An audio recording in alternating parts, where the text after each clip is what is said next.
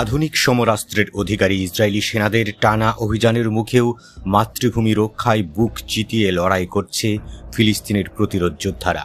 মাতৃভূমির একটি কণাও দখল হতে দিতে রাজি নয় তারা। গাজায় এসব অদম্য যোদ্ধা ইসরায়েলি সেনাদের জন্য সাক্ষাৎ যমদূত। প্রতিটি অলিতে গলিতে ধ্বংসস্তূপের আড়াল থেকে ইসরায়েলি সেনাদের উপর অতর্কিত আঘাত হানছে তারা। গোপন সুড়ঙ্গ থেকে বেরিয়ে হামলা চালিয়ে আবারও ধ্বংসস্তূপের মধ্যে ধোঁয়ার মতো মিলিয়ে যায় তারা। তাদের এই গেরিলা কৌশলে নাস্তানবোধ হচ্ছে ইসরায়েলি বাহিনী। এভাবেই প্রতিনিয়ত প্রতিরোধ যোদ্ধারা ধ্বংসস্তূপের মাঝেও গাইছে বিজয়ের গান। তারা জানে তাদের হাতে নেই ইসরায়েলের মতো অত্যাধুনিক ক্ষেপণাস্ত্র আর আকাশযান, কিন্তু আছে মাটির প্রতি ভালোবাসা আর স্বাধীনতার তীব্র আকাঙ্ক্ষা। এই অদম্য স্পৃহায় তাদের প্রতিটি পদক্ষেপকে শানিত করে তুলছে।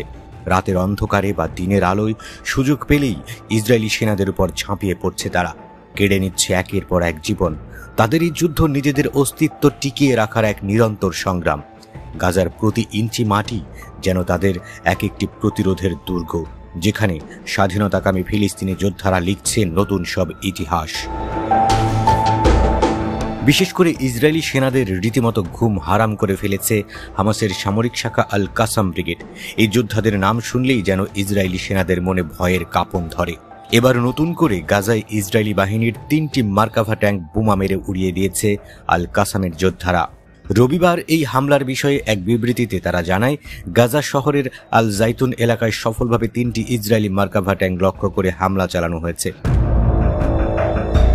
তারা বলছে, 30 আগস্ট যোদ্ধারা আল জাইতুন এলাকায় মার্কাভা ট্যাঙ্ক এবং একটি D9 মিলিটারি বুলডোজার গুড়িয়ে দেয়। এসব হামলায় ইয়াসিন 105 মর্টার শেল এবং শাওয়াজ বিস্ফোরক ব্যবহার করা হয়েছে বলে জানিয়েছে তারা। সাম্প্রতিক সময়ে গাজার আল জাইতুন এলাকা ফিলিস্তিনের প্রতিরোধ যোদ্ধাদের অন্যতম কেন্দ্রবিন্দুতে পরিণত হয়েছে। এখানে তাদের তীব্র প্রতিরোধের মুখে পড়েছে ইসরায়েলি সেনারা। প্রতিনিয়ত ইসরায়েলি সেনাদের সাঁজোয়া যান এবং ট্যাঙ্কের উপর সরাসরি এবং অতর্কিত হামলা চালাচ্ছে তারা। এসব হামলায় নিজেদের তৈরি ইয়াসিন 105 মর্টার শেল এবং শাওয়াজ বিস্ফোরক ডিভাইস ব্যবহার করেছে আল কাসাম। এছাড়া আগে থেকেই বিস্ফোরক পেতে রেখে দখলদার বাহিনীকে অপেক্ষায় ওঁত পেতে থেকেছে তারা। এরপর ইসরায়েলি সেনারা সেখানে আসলেই ঝাঁপিয়ে পড়ছে যোদ্ধারা। ইসরায়েলি বাহিনীকে মোকাবেলায় হামাসের সবগুলো শাখা একজোট হয়ে যুদ্ধ চালিয়ে যাচ্ছে। তারা যৌথভাবে খান ইউনিস, রাফা এবং গাজা সিটিতে ইসরায়েলি কমান্ড পোস্টগুলোর উপর মর্টার, ট্যাঙ্ক বিরোধী ক্ষেপণাস্ত্র ব্যবহার করে হামলা চালাচ্ছে।